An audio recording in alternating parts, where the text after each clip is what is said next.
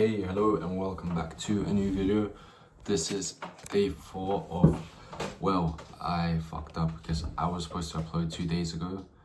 This is supposed to be day 6, but it's day 4 because I haven't uploaded on the weekends because I was busy and I had to prioritize some other stuff over sadly making a video and reading a book. But anyway, we're back and we're gonna continue this. Hopefully we're not gonna stop anymore. And yeah, today we're gonna read for 20 minutes and then after I'll do some work. So yeah, I'm gonna start the timer. The way starting off this video, not in the best way anyway. Starting the timer now, 20 minutes. Uninspiring instead of pure hell. Pure hell forces action, but anything less can be endured with enough clever rationalization.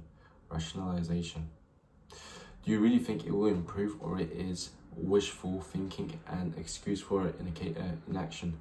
If you are confident in improvement, would you really be questioning things? So generally no. This is fear of the unknown discussed as optimism.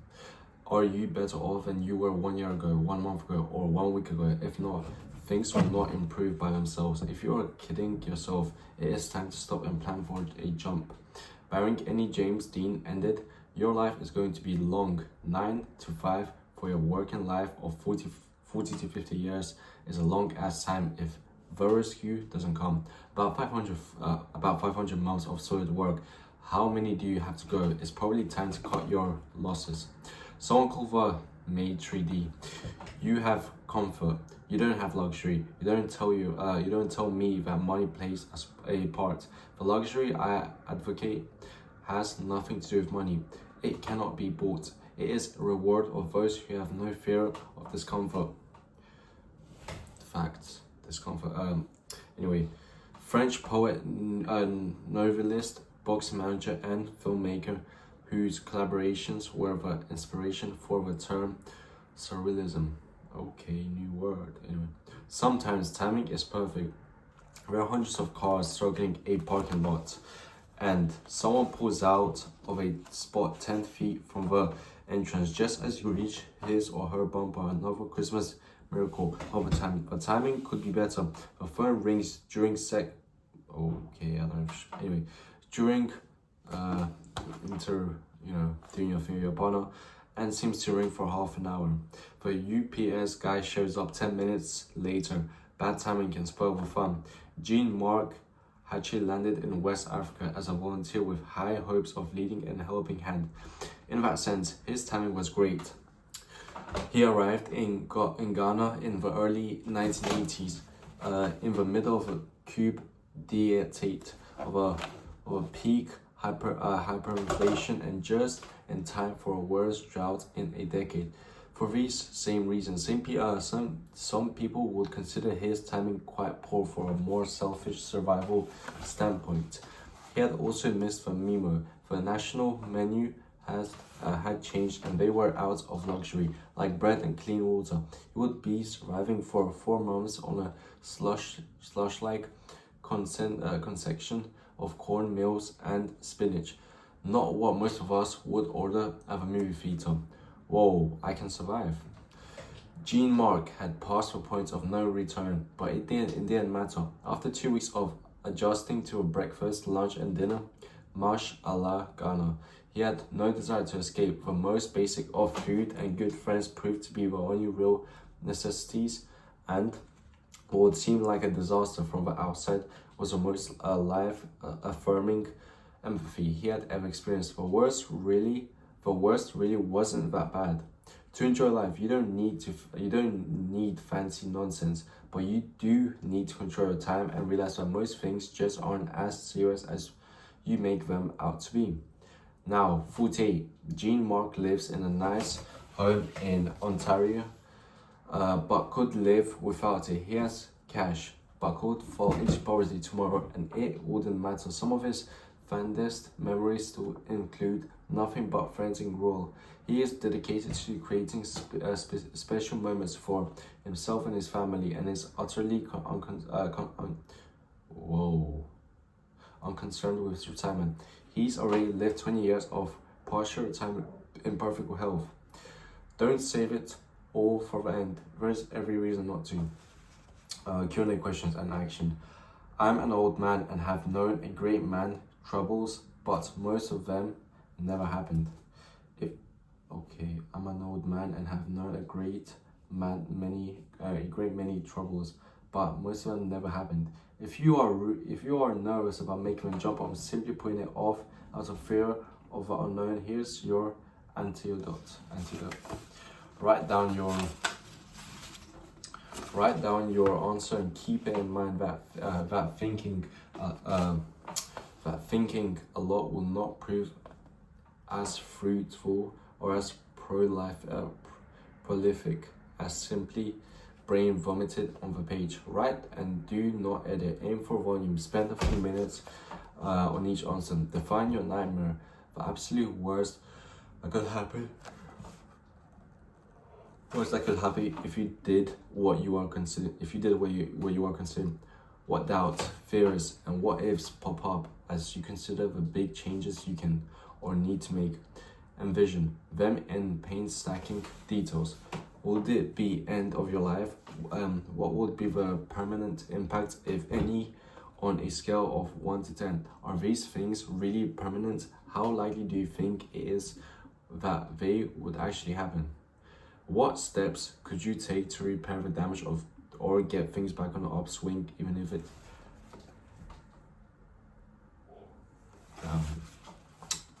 I'm reading again. Even if it's temporarily. Chances are it's easier than you imagine. How could you get things back under control? What are the outcomes or benefits, both temporarily and permanent, of a more probable scenarios? Now that you've defined the nightmare, what are the most probable or definite possible positive outcomes, whether internal, confidence, self-esteem, etc., or external? What would the impact of these more likely outcomes be on a scale of 1 to 10? How likely is it that you could produce at least a moderately good outcome? Have less intelligent people done this before and pulled it off? If you were fired from your job today, what would you do to get things under financial control? Imagine this scenario and run through question 1 to 3 above. If you quit your job to test other options, how could you later get back on the same career track if you absolutely had to? What are you point of our fear? Usually, what we most fear doing is what we most need to do. The phone call, the conversation. Usually, what we most fear doing is what we most need to do. That phone call, the conversation, wherever the action might be, is fear of unknown. Outcomes that prevent us from doing what we need to do. Define the worst case, accept it, and do it. I'll repeat something you might consider tattooing on your forehead. What we fear doing most is usually what we most need to do. That's a really good quote. What we most fear doing. That's often weird. What we fear doing most is usually what we most need to do. As I have heard said, a person's success in life can usually be measured by a number of uncomfortable conversations he or she is willing to have. Resolve to do one thing every day that you fear. I got into this habit by attempting to contact celebrity and famous business people for advice. What is it costing you financially, emotionally, and physically to postpone action? Don't only evaluate the potential downside of action.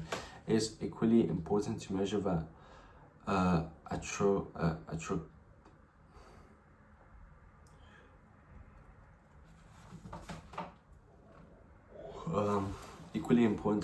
atrocious cost of inaction. If you don't pursue those things that excite you, where will you be in 1 year, 5 years, and 10 years? Upon you having allowed 10 more years of your finite life to pass doing what you know will not fulfill you. If you telescope out 10 years and know with 100% certainty that it is a path of disappointment and regret, and if we define risk as the likelihood of an irreversible negative outcome. Inaction is greatest risk of all.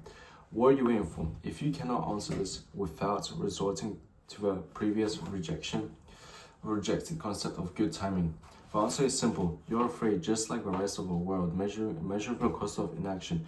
Realize for the unlikelihood and reparability of most missteps, and develop the most important habits of those who excel and enjoy doing so action.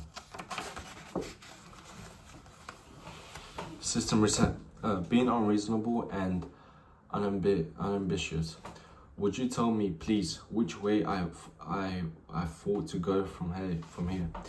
That depends a good deal on where you want to get to, said the cat. I don't much care where, said Alice. When it doesn't matter which way you go, said the cat. Then it doesn't matter which way you go, said the cat. Lewis Carroll, Alice in Wonderland. The reasonable way. Would you tell me, please, which way I thought to go from here?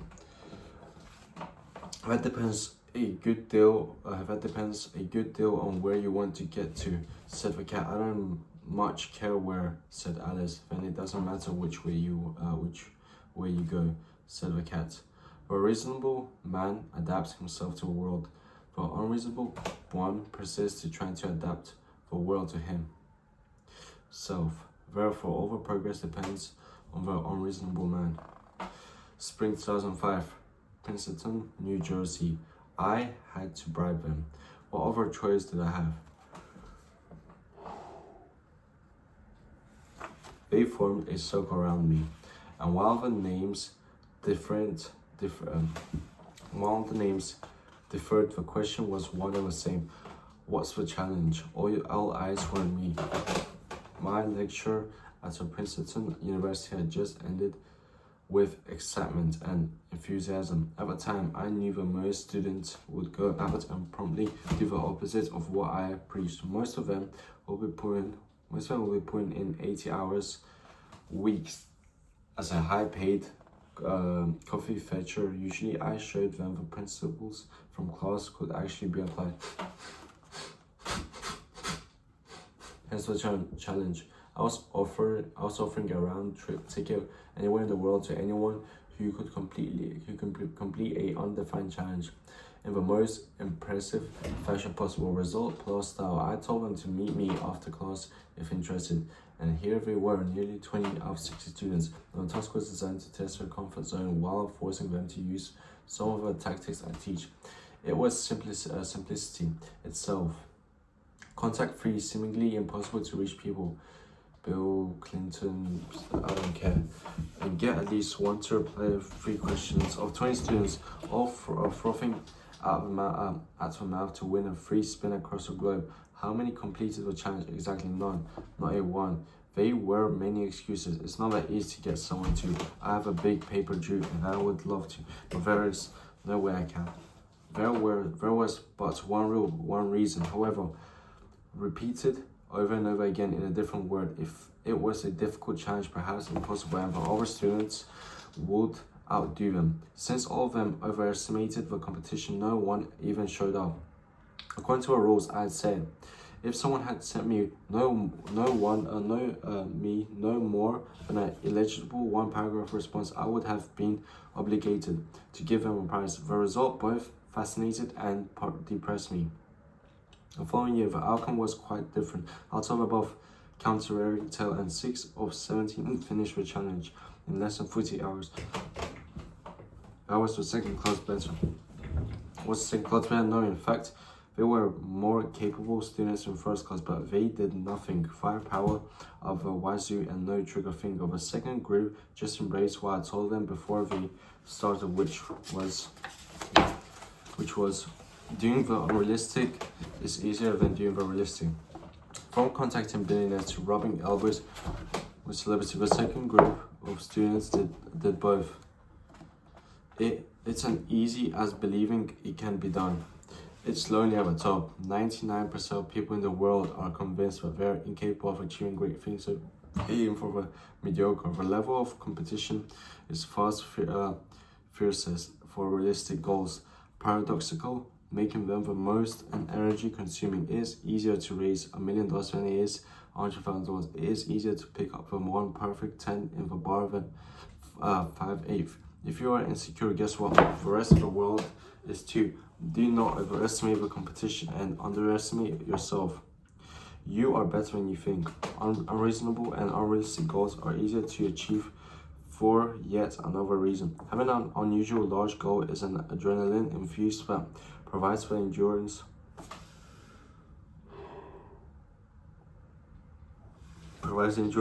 to overcome the inevitable trials and tribulation that go along with any goal. Realistic goal restricted to the average ambitious level are inspiring. Realistic goals restricted to an average ambition level are inspiring and will only fuel you through the first or second problem, at which point you throw in the towel if a potential payoff is mediocre or average. So if your effort, I'll run through the world to get a catamaran trip through the Greek Iceland, but I might not change my brand of cereal for a weekend and trip through Columbus, Ohio. If I choose the latter because it is realistic, I won't have the enthusiasm to jump even the smallest hurdle to accomplish it. With beautiful, crystal clear Greek water and delicious wine on the brain, I'm prepared to do battle for a dream that is worth dreaming, even though the very difficulty of achieving on a scale of 1 to 10 appears to be a 10 and 2 respectively. Columbus is more like a fall through. A fish is best where the fewer go, and the collective insecurity of the world makes it easier for people to hit home run while everyone else is aiming for a base hit. There is just less competition for bigger goals. Doing big things begins with asking them properly. What do you want? A better question, first of all. Most people will never know what they want. I don't know what I want. If you ask me what I want to do in the next 5 miles for language learning, on the other hand, I don't know. It's a matter of specificity.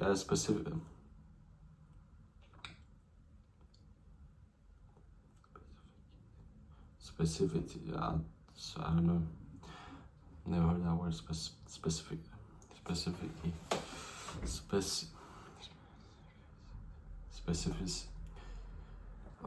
Specificity. Learning, on the other hand, I do know. It's a matter of okay. What do you want? It's too imprecious to produce a meaningful and actionable answer. Forget about it. What are your goals? Is similarly fated for confusion and guesswork. To rephrase the question, we need to take a step back and look at the bigger picture. Let's assume we have 10 goals and we achieve them. What is the desired outcome that makes all the effort worthwhile? The most common response is what I also would have suggested 5 years ago. Happiness. I no longer believe this is good answer. Happiness can be bought with a bottle of wine and has become ambitious through overuse. There is a more precious alternative that reflects what I believe the action objective is. Bear with me.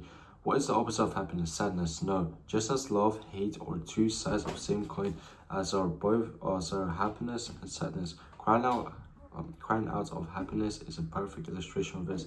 The opposite of love is indifference, and the opposite of happiness is here the clinger boredom. Excitement is more practical synonym.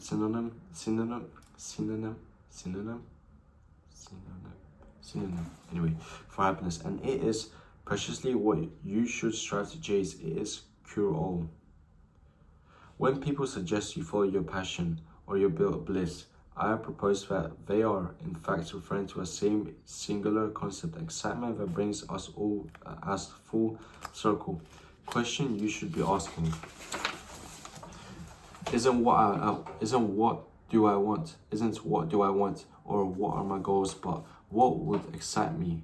Adult onset adventure deficit disorder. Somewhere between college graduation and your second job, a core enters your internal dialogue. Be realistic and stop pre-trending. Life isn't like a movie. you're 5 years old and say you want to be an astronaut, your parents tell you that you can be anything you want to be. It's harmless, like telling a child that Santa Claus exists. If you're 25 and and and now announce you want to start a new circus where response is different. Be realistic. Become a lawyer or an accountant or a doctor. Have babies and raise them to repeat a cycle. If you do manage to... Okay, so I someone just opened my door. Anyway. If you do manage to ignore the doubters and... okay, wait one second. Have babies and raise them to repeat a cycle. If you do manage to ignore the doubters and start your own business, for example, ad doesn't disappear. It's just take a different form. When I started Brain Quick LLC in 2001, it was with a clear goal in mind: making $1,000 per day wherever I was banging my head on a laptop or carving my toenails on the beach. It was to be an automated source of cash flow. If you look at my chronology, it is obvious that this didn't happen until a meltdown forced it. Despite the requisite income, while our goal wasn't specific enough, I hadn't defined the alternate activities that would replace the initial workload. Therefore, I just continued working even though there was no financial need. I needed to feel productive and I had no other vehicle. This is how most people work until death. I'll just work until I have X dollars and then do what I want. If you don't define the what I want alternative activities, the X figure will increase indefinitely to avoid the fear-inducing uncertainty of this world. This is when both employees and entrepreneurs become fat men in red BMWs. Okay. What is there?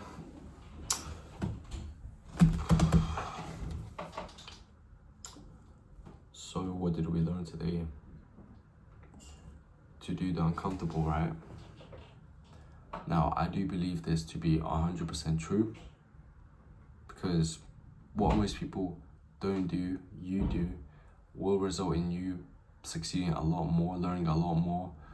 I mean, think about it. The competition, realistically, it's not, the bigger, like I said, the bigger your goals are, the less competition you have. I mean, let's think about how much competitors does Elon Musk have on his spaceship. I mean, realistically, it's only NASA. No one else really competes with him or with them. I mean, for example, fitness become a big influence. So being able to, having to speak to a camera, having to record yourself every day, sometimes do kind of cringy stuff, embarrassing stuff, stupid stuff to test things out. I mean, you really do have to be a bit weird and a bit different from everyone else if you do want to have, different type of success, different type of life.